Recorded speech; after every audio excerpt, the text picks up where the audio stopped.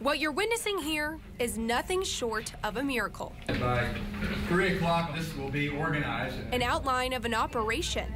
Give me the green sheet before you leave. These veterans are trained to help one another and are preparing to take on one final mission. I certainly saw the results of combat. I feel compelled to do what I can for veterans, regardless of who they are. What's not very common is seeing them work side by side with high school students to fulfill their duty. What this unique group is working to accomplish, well, that's a different story.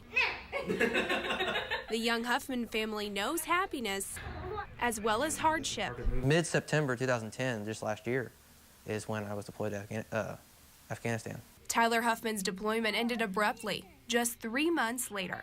I can still picture it from when I got hit. Once one minute I'm walking, the next minute I just bam, I'm on the ground. And I'm laying on my side. I looked down and I saw my feet and I'm like, oh, I didn't step on anything. That's when it dawned on me.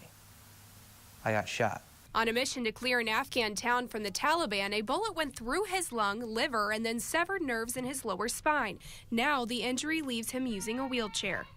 From the waist down, I have absolutely no feeling, no muscle mass, no nothing. Huffman joined the Marines following generations of other men in his family. I've always known that I wanted to go to the military. Come 9/11, when 9/11 happened when I was in the 8th grade,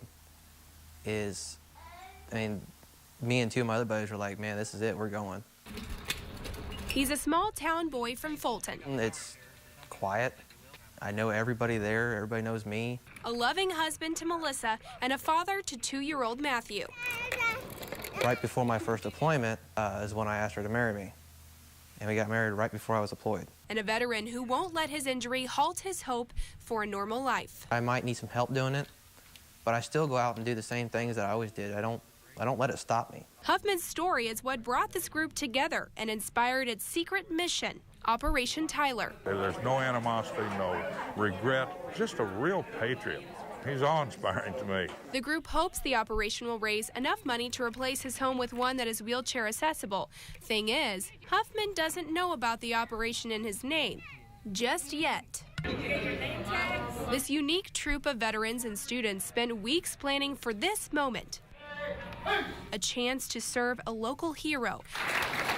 At an appreciation event for Huffman's brothers in arms, Tyler knew he would be recognized.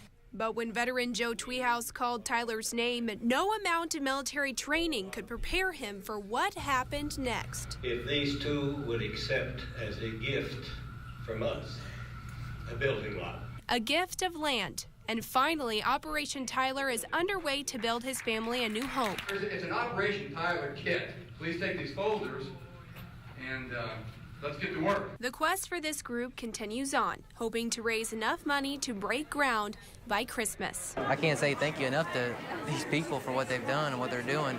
A mission Huffman never expected to be on, with his brothers by his side. Emily Spain, KOMU 8 News, Jefferson City.